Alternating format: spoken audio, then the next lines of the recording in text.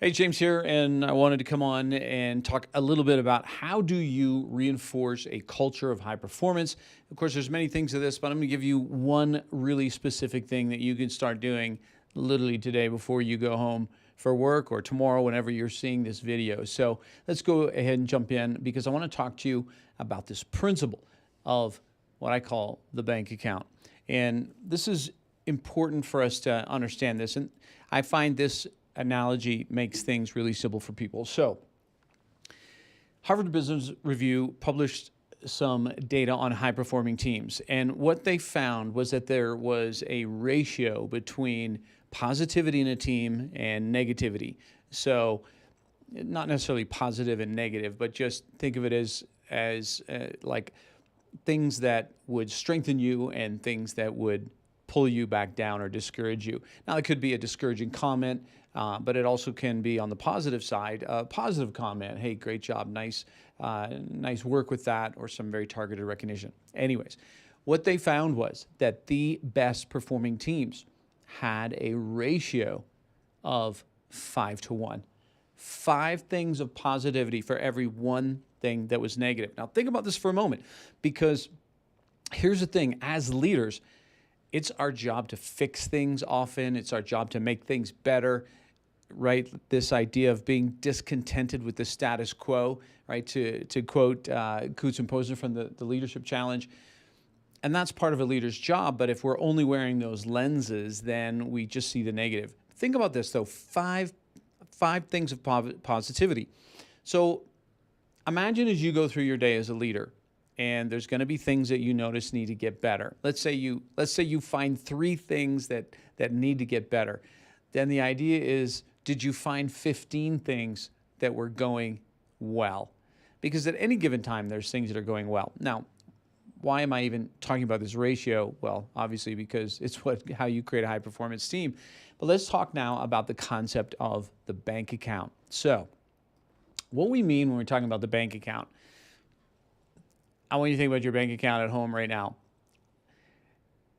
Of course, we want it to be positive. Of course, we want to make more deposits than we make withdrawals. And when we make withdrawals, it makes us nervous. And if you make too many withdrawals, what happens? You get overdrawn, and then the bank charges you all this money, even though the overdrawn was only like $2 charge, and they're going to charge you $34. Anyways, think of relationships like a bank account. This works for home, by the way. This works with your significant other. This works for your kids. All relationships, in a sense, keep a balance sheet. And basically, what we want is that our relationships have some sort of balance. They don't have to be equally balanced, but if things get out of kilter, there's a problem. So, for example, let's take a home life. Let's say one of the partners at home is feeling not appreciated. They feel like they're being taken advantage of, and nothing ever nice is done for them. Well, basically, that person is not getting a lot of deposits put in their account, but they're just getting withdrawals. Like, I'm always asked to do this, and I'm expected to do this, and I'm the one doing all that, the chores, or whatever it means. And when there's too many withdrawals and not enough deposits, we have a problem. Well, it's the same in leadership. Now, when you're a leader, there's usually some kind of authority that comes with your role. But what happens with a lot of leaders is that it's just a lot of deposits. Now, what is withdrawals? What does a withdrawal look like as a leader?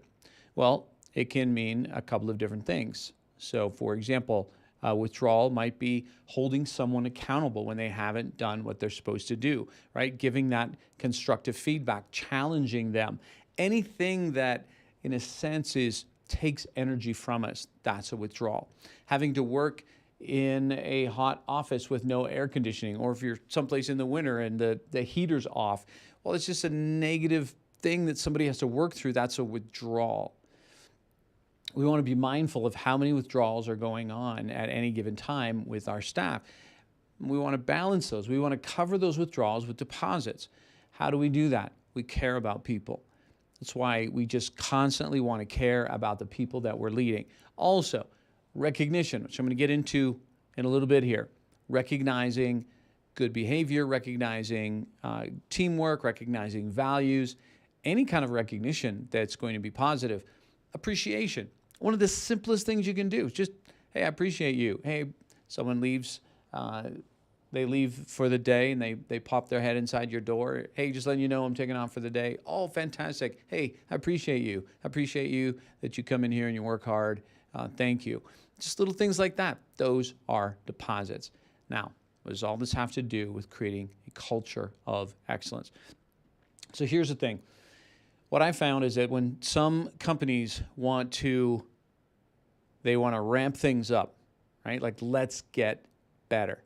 Starbucks might be thinking this right now as they've been on this downward slide. Of course, they just hired a new CEO. And so sometimes when a new leader comes in, it's like, let's tighten all the screws, right? Let's optimize everything. But a mistake that a lot of leaders can make is in ramping things up, raising expectations. Think about this. When you raise expectations, if it's not done right, it's a withdrawal, because it's setting people up to know, like, oh, more is going to be asked. Oh, I've got to work harder. Oh, there's a bigger expectation on me. So initially that can feel like a withdrawal for people. And if there's too many withdrawals and we're not going to cover it with deposits, it's going to impact morale. It's going to impact engagement. Of course, people are still going to do their job until they quit, right? They're still going to do their job. But at the same time, sometimes people will pull their effort. So they'll do it, and you'll hear this in people's voices. Maybe you've heard a friend say this before.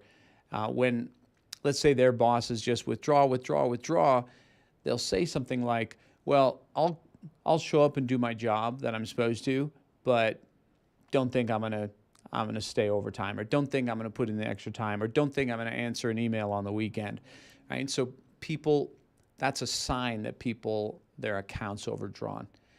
And so we want to make sure that we have cash flow. And this is why, back to the 5-to-1 ratio that Harvard Business Review, we want to be swimming in an ocean of cash flow at work in our leadership and our relationships, right? So positivity, appreciation, caring about people, recognition. Now, those are all separate things, but I want to now focus in on one of them, and that is recognition. So, of course, for those of you who have been following our stuff, we are about to kick off our 9 Minutes on Monday fall cohort, where we're walking people through the engagement drivers. Tens of thousands of leaders have gone through this program. I'll talk about that a little bit in a moment, but really the heartbeat of the program is these 9 engagement drivers, right? There are 9 drivers that, as you tap into them, increases the engagement and the motivation of your staff. And we've seen this time and time again. We've seen people go through this, and we've seen the numbers on the engagement survey increase, even skyrocket, because when people have these needs met, it increases their motivation. Now, one of the engagement drivers has to do with exactly what we're talking about here, recognition. And that's that everyone has a need to be recognized and appreciated. Now, it's going to look differently for different generations, but the core is still the same. So if you're a boomer about to retire, don't think that that means you can't know how to recognize a Gen Z, and vice versa. Bottom line, at the end of the day, everyone appreciates recognition that's specific. I'm going to show you how to do that in just a moment here. You know, there was a poll in Psychometrics. They asked, how can we engage you, right? When asked what leaders could do to improve engagement, 58% of people said just give recognition, right? Just notice that we're doing something. Notice that we're doing good work. I mean, this is so simple. And here's the thing about recognition. Recognition is free. It doesn't really take much time, like more than 15 seconds. Like if you recognize somebody for, let's just say 30 seconds. If you want to recognize somebody for 30 seconds, that's awkward. It's awkward for them. It's awkward for you. It's just one of those things where time is condensed. You don't need much time, but what you need is specificity. So I'm going to walk you through something that we teach in 9 Minutes on Monday. It's a framework called the recognition codes. I'll get to that in just a moment. But this ties all back into culture, what I started this video with. How do we reinforce a high-performance culture? So remember, recognition on its own is a motivator. For most people, somebody recognizes you, it's like a little gas on the fire. But the two bigger reasons I think recognition is important is it shapes behavior. And when we shape behavior, we're able to reinforce culture.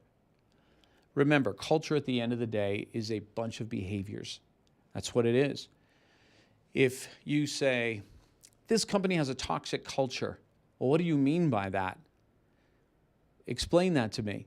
Well, they're toxic because, and then you're going to give me a list of things that are driven by behaviors. Now, those behaviors are driven by some sort of belief system, right? The belief system might be that the end justifies the means. That could lead to a toxic culture. The belief system might be that profit is more important than the happiness of our employees. I mean, I don't know who would think that, but there's probably some people out there that think that. Anyways, the point is that it's behaviors that create culture. And so if you want to create a high-performance culture, then you've got to outline high-performance behaviors and then reinforce them. And how do you do that? Through recognition. And so let's say it's high-performing teams. You're wanting to create high-performing teams. You're wanting to increase communication and get rid of the silos. Okay, then let's outline that. Let's get really clear on the behaviors, and then let's recognize them until they become part of the new habit or the new culture. Let's say you want a culture of positivity. Great. Outline that and then set the example in it. But then when you see it, you reinforce it with recognition. And recognition is just simple words that you are giving somebody. So let me walk you through this model on the recognition codes. And this has helped so many people learn how to give simple recognition to their staff. So think of it in this way. On any given moment, you can recognize an employee on one of these three things: an achievement or progress they're making on the achievement, on a behavior, or just a quality that they possess, which then usually exudes into a behavior. But let's give an example of each one. So an achievement might be a project that they finished. It could be a deal they closed. It could be that they cleaned out the storeroom, right? That's an achievement. Something that we can check the box on. Well, progress can also be something we recognize because we want to see them continue on that track. So remember, whatever we're recognizing, we're basically saying, I want to see more of this. I want to see more of this. You're climbing a mountain. Imagine you're climbing a mountain, but we're not going to say anything nice to you until you get to the top. We're not going to do that. We're going to praise and recognize your progress and milestones, things like that. A behavior. This is probably the most important thing when it comes to culture. Not the goal, but the behavior. So again, what behaviors do you want to see? What behaviors make up a high-performance culture in your organization? Let's get clear about those, let people know about them, and then when we see them, we're going to recognize it. So, for example, let's say for you, a high-performance culture is when people are not only looking out for themselves, but they're also being great team players, and that if a team member has a problem, that they are proactively going to offer help, right? So that would be a good example of a high-performance team. So let's say you notice that one of your team members is having a problem in the meeting and someone else, Sarah notices it and says, hey, I have some ideas. I did a project like that beforehand. Do you want to talk after the meeting? And I could share some of the things we did. That would be an example of Sarah exemplifying a behavior from a high-performance team. And you just witnessed that happen. That's praiseworthy. And so whether you're going to do that publicly or whether you're going to do that privately, the important thing is you're going to do it. And I'm going to give you a framework for that in just a moment. Or it could be a quality. It could just be Joey's work ethic. He's just such a hard worker. It could be Kelly's positivity. She's just this sunshiny disposition and adds energy to the team. Whatever it is. Regardless of what we're recognizing, especially if it's linked to reinforcing the culture, we need to be specific. So let's go back to the example of Sarah at the meeting. We don't just want to say, hey, Sarah, great job at the meeting. Even if we're saying great job at the meeting, helping Shelly. We want to be really specific. Hey, at the meeting, Sarah, when, Shelly said this, and then you offered to help her out. Like, be really specific about the behavior, or that you even noticed that she was struggling with that and you stepped in to help her out. It's really two things there, right? You noticed, you were aware, because we want people to be aware, and you took action. So be really clear, what's the action, what's the behavior that we want to lift up, that we want to reinforce, that we want to supercharge so that we're going to see it again. And then what we want to do is we want to link that specific behavior to something bigger. This is the bigger why. And this is a really important part of recognition. It's so simple, but it's so powerful. Anything that's praiseworthy, it's praiseworthy for a reason. And usually that reason is because it has an impact on something. And there's not too many options in the work setting. It's going to have an impact on the client, an impact on the team, an impact on you, the boss, or an impact on the organization. And you could probably brainstorm a couple more in there, but those are going to be the ones that normally you're going to go to. So let's go back to the example of what happened at the meeting with Sarah. We've already outlined what's specific. Now, I know this is basic stuff. You just popped on here, LinkedIn or YouTube or wherever you're watching this, and you're thinking, yeah, duh, like this is so simple.